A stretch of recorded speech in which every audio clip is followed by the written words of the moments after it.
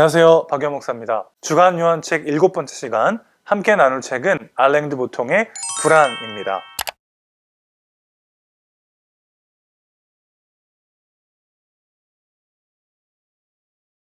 살면서 불안함을 한 번도 느껴보지 못한 사람은 아마 없을 겁니다. 그만큼 인간은 다양한 종류의 불안을 경험하면서 살아가게 되는데요. 그래서 본격적인 이야기를 하기 전에 이 책에서 말하는 불안이 구체적으로 무엇을 의미하는지를 먼저 이야기할 필요가 있을 것 같습니다. 알랭 드 보통이 이 책에서 말하고자 하는 불안은 한마디로 지위로 인한 불안입니다. 지위라는 말은 본래 사회에서 사람이 차지하는 위치나 신분을 뜻하는 말이죠.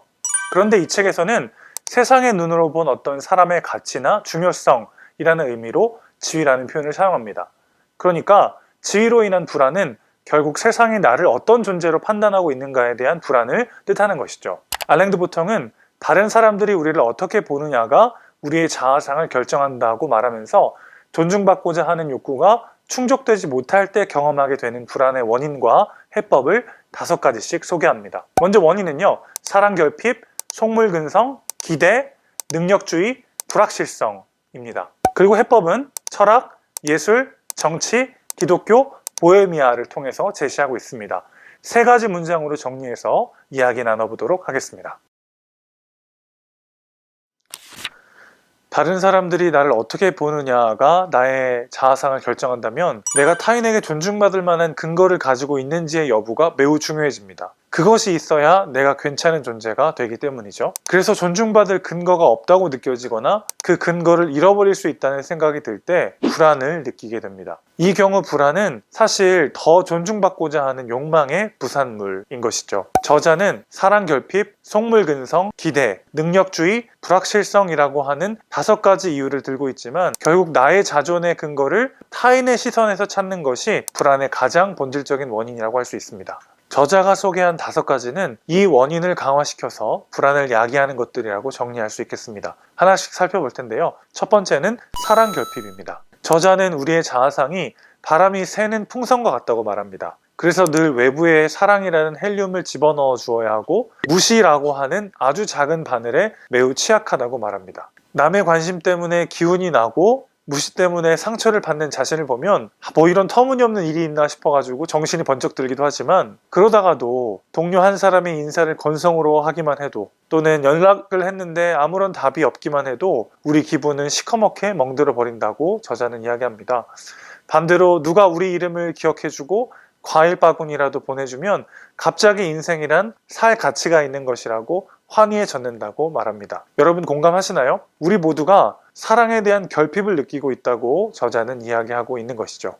먹을 것과 잘 곳이 확보된 뒤에도 사회적 위계에서 더 높은 곳으로 올라가기를 바라는 것은 그곳에서 물질이나 권력보다는 사랑을 더 많이 받을 수 있기 때문인지도 모른다. 돈, 명성, 영향력은 그 자체로 목적이라기보다는 사랑의 상징으로서 그리고 사랑을 얻을 수 있는 수단으로서 더 중시되는 것인지도 모른다. 사랑은 가족에게서 나타나든 성적 관계에서 나타나든 세상에서 나타나든 일종의 존중이라고 한 사람이 다른 사람의 존재에 민감하게 반응하는 것이라고 정의해 볼 수도 있겠다. 우리 모두는 존중받기를 원합니다. 일종의 사랑 결핍을 겪고 있어서 더욱 사랑받고 싶은 마음이 우리 안에 있습니다. 따라서 물질적인 관점만이 아니라 정서적인 관점에서도 우리가 세상에서 차지하는 자리에 대해 불안해하는 것은 어찌 보면 당연한 일일 수 있습니다. 저자는 사랑이 없으면 우리는 자신의 인격을 신뢰할 수도 없고 그 인격을 따라 살 수도 없다고 말하면서 사랑받고 존중받고 싶은 마음이 불안을 야기한다고 이야기합니다. 두 번째는 속물근성입니다. 속물근성이라는 말은 1820년대에 영국에서 처음으로 사용되었습니다. 이 말은 옥스퍼드와 케임브리지의 많은 대학에서 시험을 볼 때 귀족의 자제들과 일반 학생들의 자리를 구별하기 위해서 이름 옆에 신의 노빌리타테, 즉 자귀가 없다라고 적어놓는 관례에서 나왔다고 합니다. 이 말은 처음에는 높은 지위를 갖지 못한 사람을 의미했던 것이죠. 그런데 이 말은 곧 정반대의 의미를 가지게 되었습니다. 상대방에게 높은 지위가 없으면 불쾌해하는 사람을 가리키게 된 것이죠. 그래서 속물근성의 특징은 단순히 차별을 하는 것이 아니라 사회적 지위와 인간의 가치를 똑같이 본다는 것입니다. 이러한 속물근성에 사로잡히면 자신이 원하는 어떤 사회적 지위에 도달하지 못하는 것 자체가 인생의 실패로 느껴지면서 불안에 빠질 수밖에 없게 됩니다. 세 번째는 기대입니다. 적은 것을 기대하면 적은 것으로 행복할 수도 있습니다. 반면 모든 것을 기대하도록 학습을 받으면 많은 것을 가지고도 비참할 수 있죠. 지난 인류 역사를 돌아보면 우리는 우리의 조상들보다 훨씬 더 많은 것을 기대하고 있습니다. 그리고 그 대가는 우리가 조상들은 상상하지도 못했을 수많은 것들을 누리면서도 그들보다 더 큰 불만족을 경험하게 되는 것입니다. 실제적 궁핍은 급격하게 줄어들었지만 역설적이게도 궁핍감과 궁핍에 대한 공포는 사라지지 않았고 오히려 늘어나기까지 했다. 중세 유럽에서 변덕스러운 땅을 경작하던 조상은 도저히 상상도 하지 못할 부와 가능성의 축복을 받은 사람들이 놀랍게도 자신이 모자란 존재이고 자신의 소유도 충분치 못하다는 느낌에 시달리게 된 것이다. 이 정도의 부를 축적했으면 충분하다거나 이 정도의 존중을 받으면 충분하다라는 이러한 판단은 준거 집단에서의 비교를 통해 결정됩니다. 즉 우리와 같다고 여기는 사람들의 조건과 우리의 조건을 비교하여 결정된다는 것이죠. 우리가 함께 자라고 함께 일하고 친구로 사귀고 공적인 영역에서 동일시하는 사람들만큼 가졌거나 또는 그보다 약간 더 가졌을 때에만 우리는 부와 존중에 있어서 만족을 느끼게 된다고 저자는 말합니다.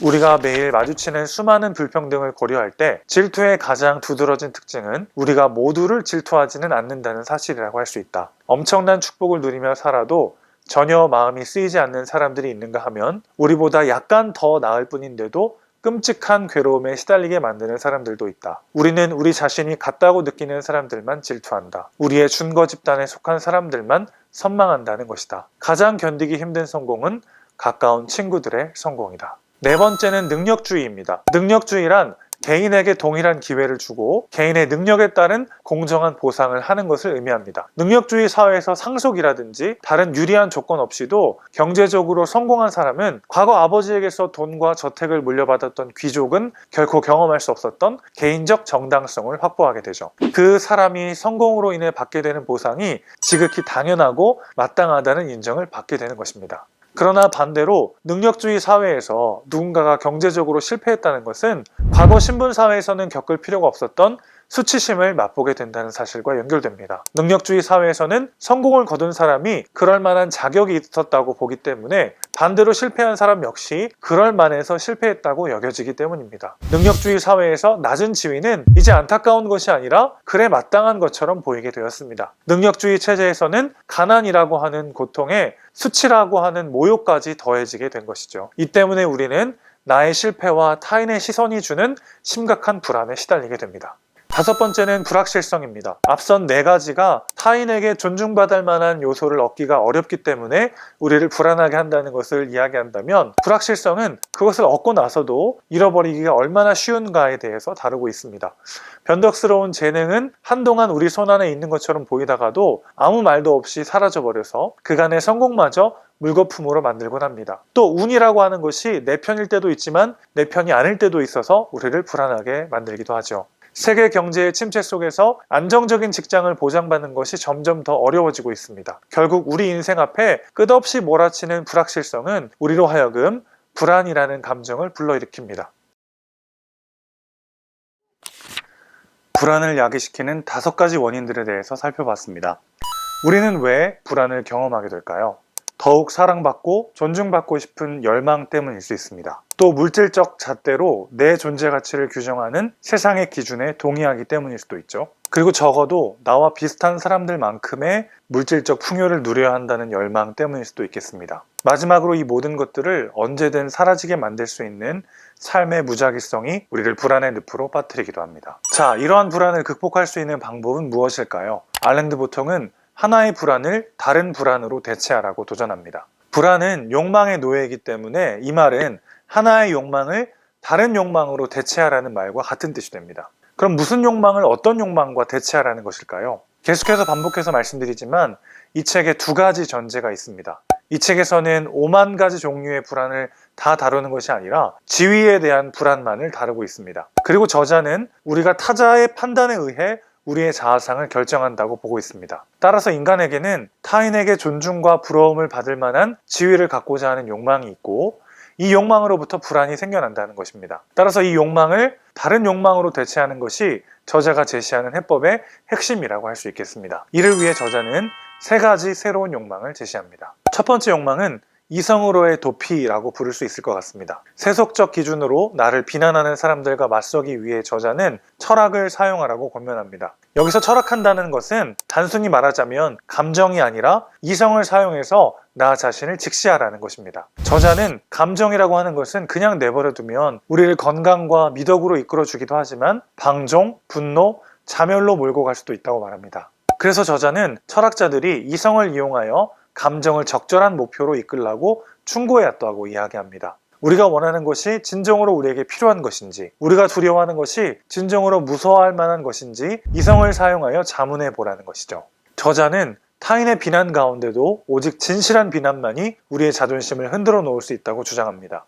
따라서 사람들의 인정을 바라며 자학하는 습관을 버리고 그들의 의견이 과연 귀를 기울일 만한지 자문해 보아야 한다고 말합니다. 누군가가 혹은 나 스스로가 세상의 잣대로 내 마음을 뒤흔들어 댈 때 이성이라는 나만의 도피성으로 피하라는 것이죠.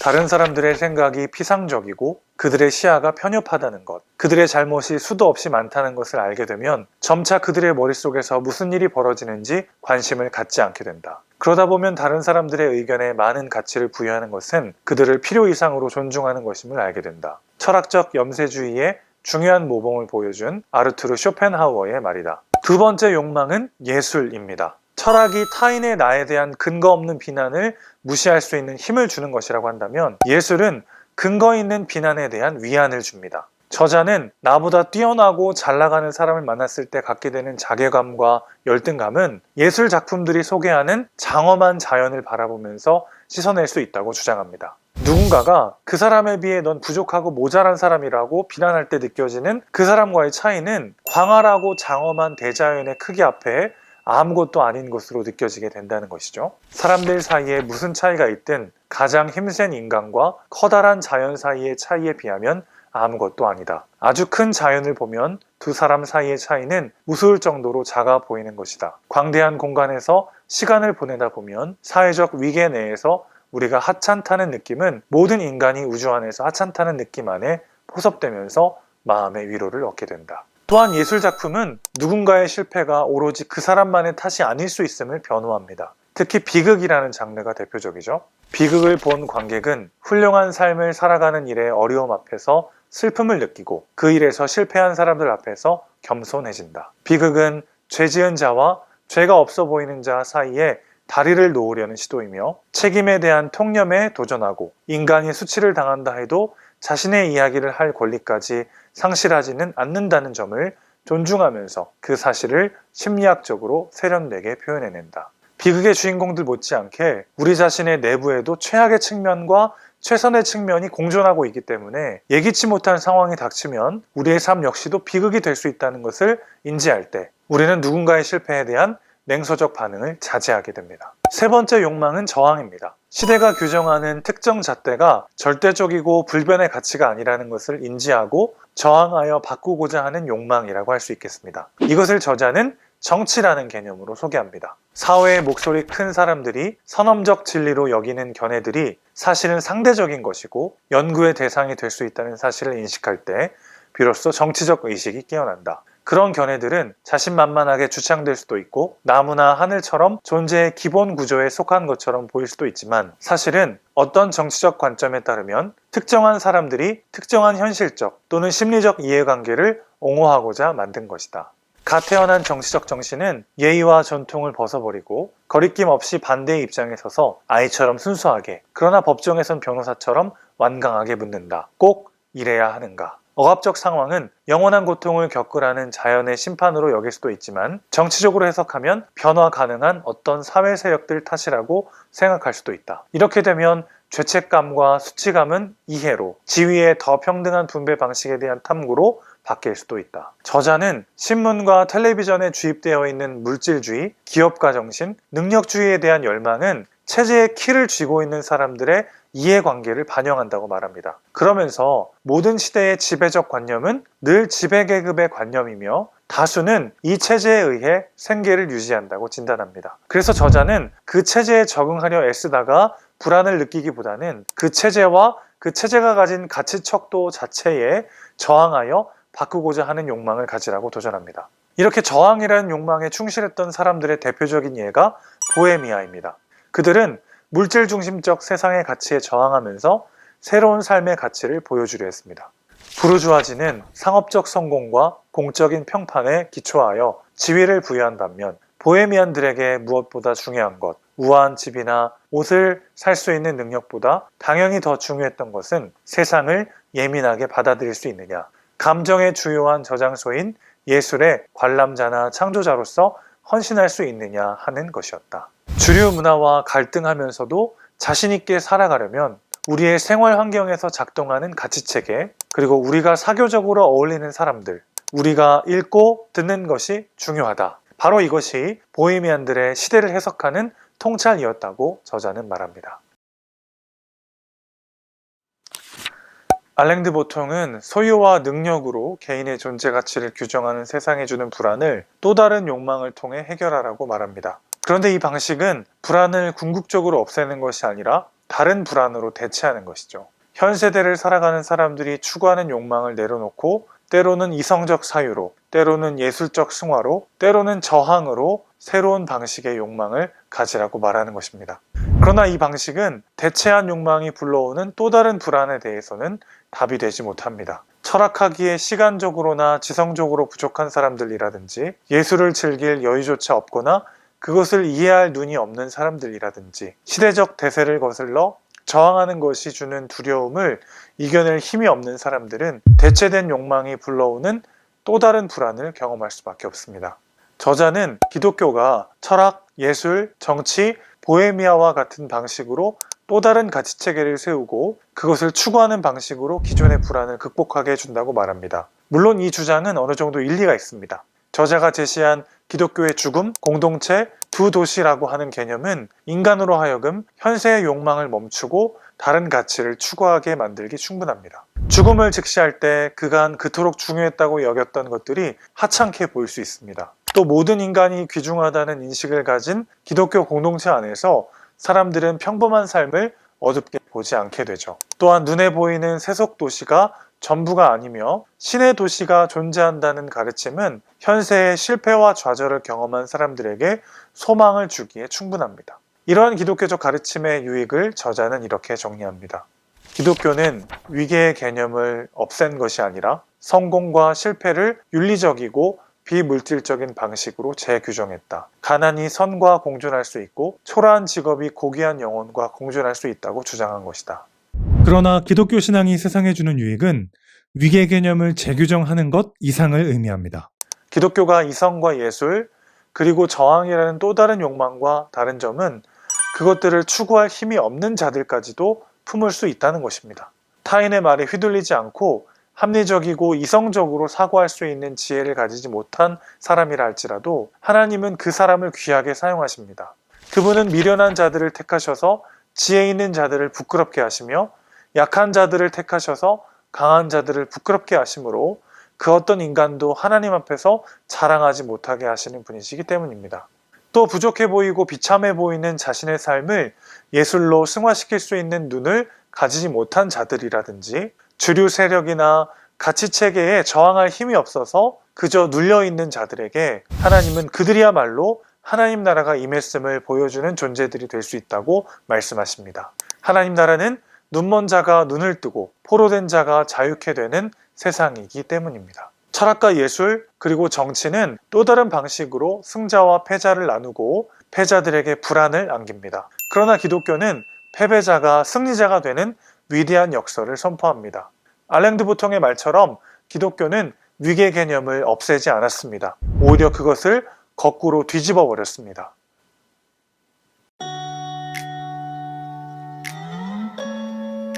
기독교 신앙 안에서 우리는 무명한 자 같으나 유명한 자요, 근심하는 자 같으나 항상 기뻐하고, 가난한 자 같으나 많은 사람을 부유하게 하고, 아무것도 없는 자 같으나 모든 것을 가진 자가 되었습니다. 우리는 패배한 승리자입니다.